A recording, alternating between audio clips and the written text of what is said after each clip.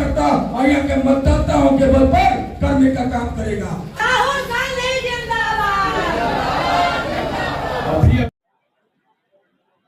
विधानसभा 2024 को लेकर के एक अहम बैठक कांग्रेस पार्टी का पलामू में, क्या रहा मुद्दा और किस बात से की है? एक्चुअली झारखंड प्रदेश कांग्रेस कमेटी के सम्मानित अध्यक्ष आदरणीय राजेश ठाकुर जी के निर्देशानुसार इस जिले में तमाम प्रखंड स्तरीय बैठक का आयोजन की जा रही है। उसी कड़ी में आज डाल्टनगंज विधानसभा प्रखंड स्तरीय पदाधिकारी संवाद कार्यक्रम का आयोजन किया गया था। लक्ष्य 2024 को लेकर निश्चित रूप से 2024 के विधानसभा चुनाव डाल्टनगंज से हम लोग चुनाव लड़ेंगे।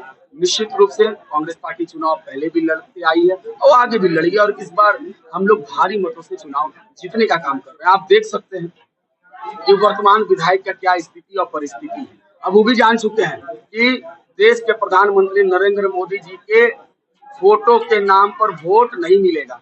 10 वर्ष इस डाल्टनगंज विधानसभा के मतदाताओं के साथ अन्याय हुआ है। जब से ये जनप्रतिनिधि माननीय आलोक चौरसिया जी बैठे हैं, उन्होंने आज तक एक भी कोई कार्य नहीं किया। 10 वर्षों से कुंभकर्ण के नींद में सोए हुए थे। अभी लगता है कि 2-4 दिन पहले उनकी कुंभकर्ण नींद जागी है, तब उन्हें पता चल रहा है कि क्षेत्र का क्या स्थिति है। किसी प्रकार कोई भी योजना धरातल पर नहीं है। आज उनके द्वारा और तो और जो भी कार्य दिख रहा है आपको पूरे पलामू में या डाल्टनगंज विधानसभा, वो झारखंड सरकार की चलते दिख रहा है। झारखंड सरकार के लोकप्रिय मुख्यमंत्री आदरणीय हेमंत सोरेन जी, इंडिया गठबंधन के जो सरकार चल रहा है उनके द्वारा जो योजना चल रही है वो दिख रहा है। मगर इनके द्वारा आज तक विधानसभा में डाल्टनगंज विधानसभा क्षेत्र के लिए एक वर्ड, एक सवाल भी नहीं पूछे विधानसभा में। ऐसे जनप्रतिनिधि रहे या ना रहे, आज 10 वर्षों से लोग अपने आप को ठगा महसूस कर रहे हैं। मगर मैं आपको विश्वास दिला रहा हूँ कि डाल्टनगंज विधानसभा हो, विश्रामपुर हो, पांकी हो, कांग्रेस पार्टी पूरे दमखम के साथ चुनाव लड़ेगी। और 2 विधानसभा जहां नहीं लड़ती है पार्टी, हुसैनाबाद और छतरपुर, यहाँ के कार्यकर्ताओं ने मांग किया है कि हमें वो भी सीट चाहिए, क्योंकि हमारा कार्यकर्ता, हमारा संगठन वहाँ काफी मजबूत है और संगठन के बलबूते पर हम वहाँ पर भी चुनाव लड़ना चाहते हैं। हमारे पलामू जिला के 5 विधानसभा की तैयारी चल रही है।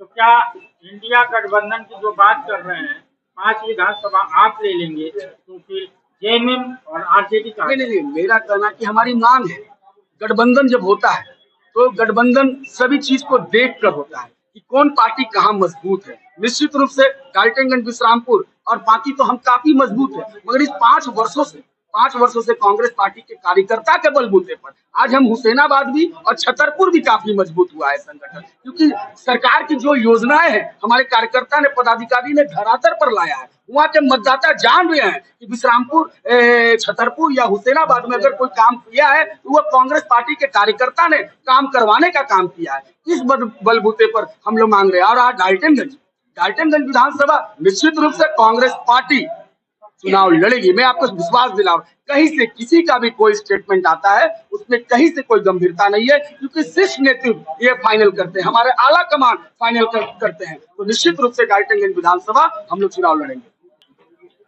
आज का कांग्रेस पार्टी का अहम बैठक, क्या फैसला लिया? देखिए, लोकसभा चुनाव के बाद देश में कांग्रेस जनों को नया जीवन मिल गया और जिस उत्साह में कांग्रेस आज है, यह निश्चित रूप से आप देखेंगे कि आने वाले दिन में कांग्रेस बहुत अच्छी सफलता लाने वाली है। और आज जो ये झारखंड विधानसभा के डाल्टनगंज विधानसभा क्षेत्र के जो कार्यकर्ता उपस्थित थे, उन सब लोगों को हम लोग एक संदेश देने के लिए और उन लोगों को का संकल्प के साथ उनको अपने साथ लेने के लिए जो आने वाला दिन में आपको चुनौती का कैसे सामना करना है, इसके लिए हम लोगों ने ये कार्यक्रम रखा था। और यह चुनाव के पहले महत्वपूर्ण बैठक है। हम सब लोगों ने निर्णय लिया है और यह संकल्प लिया है कि झारखंड विधानसभा चुनाव यहाँ कांग्रेस पार्टी बहुत मजबूती से लड़ेगी और हमें ज्यादा भरोसा है इंडिया गठबंधन में ही चुनाव होगा। और गठबंधन में भी होगा तो डाल्टनगंज, विश्रामपुर, पांकी मेरा अपना चुनाव क्षेत्र है इस जिले में, उसमें कोई परिवर्तन नहीं होगा और निश्चित रूप से हमें सफलता मिलेगी। पूर्णिमा जी, पार्टी में एक बड़ा नाम, आज बड़ा कार्यक्रम कांग्रेस पार्टी, क्या मुद्दे थे और क्या रणनीति बनाई गई कांग्रेस पार्टी को, क्योंकि 2024 विधानसभा चलते हैं, आपकी भी इच्छा होगी कि हम भी विधानसभा। देखिए, जो धरातल पर काम करेगा उसकी तो इच्छा रहेगी कि पार्टी आला कमान उसको चुनाव लड़ाए, लेकिन जो आज मुद्दा था, संवाददाता के साथ हमारा एक जनसंपर्क था। 24 तारीख के हमारे आला कमान की एक बैठक बुलाई गई थी रांची में। उसमें उन्होंने बोला कि जो भी हमारे राज्य सरकार के द्वारा काम किए गए हैं, ठीक है, वो काम को जन जन तक हमको बताने का काम करना है। तो ये मुद्दे में जितने भी हमारे गठबंधन की सरकार द्वारा काम की गई है, उसको लेकर हम बैठक की गई थी, वो काम बताया गया है। और आपको पता है बहुत नजदीक ही चुनाव है, अक्टूबर के महीने में हमारा विधानसभा चुनाव होने वाला है। तो उसके लिए मैंने भी अपनी दावेदारी पेश की है आला कमान के सामने, और मैं आला कमान से रिक्वेस्ट भी करना चाहूंगी कि अभी तक पलामू प्रमंडल में कांग्रेस पार्टी के द्वारा महिला को कभी सीट नहीं दिया गया है विधानसभा में। तो मेरा आला कमान और प्रदेश अध्यक्ष से निवेदन रहेगा और आग्रह रहेगा कि अगर पार्टी आधी आबादी पूरा हक का बात करती है तो विधानसभा चुनाव में महिलाओं को टिकट देने का काम करे। पलामू में अनेकों विधानसभा सीट, कौन से विधानसभा पे आप अपना दावेदारी पेश करती हैं और शेख मानती हैं? मैं अपनी दावेदारी बिक्रमपुर विधानसभा 77 से अपनी दावेदारी पिछले विधानसभा में भी दावेदारी पेश की थी, जिसमें माननीय चंद्रशेखर दुबे जी को टिकट दे दिया गया था और उनका प्रदर्शन जो था वो काफी ठीक नहीं था, वो चौथे पोजीशन पे चले गए थे। तो मैं अपने आप को बिक्रमपुर विधानसभा से बहुत अच्छे दावेदार के रूप में मानती हूँ, क्योंकि मैं एक ऐसे नेता में से नहीं आती हूँ कि जो सिर्फ चुनाव के टाइम में कार्यकर्ता के सामने नजर आते हैं।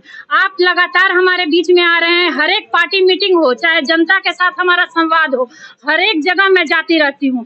ये मेरा रामपुर विधानसभा वो मेरा 5 साल का मेहनत नहीं है। मैं 2009 से राजनीतिक क्षेत्र में कदम रखी हूँ, उस समय से मैं बिक्रमपुर विधानसभा में काम कर रही हूँ।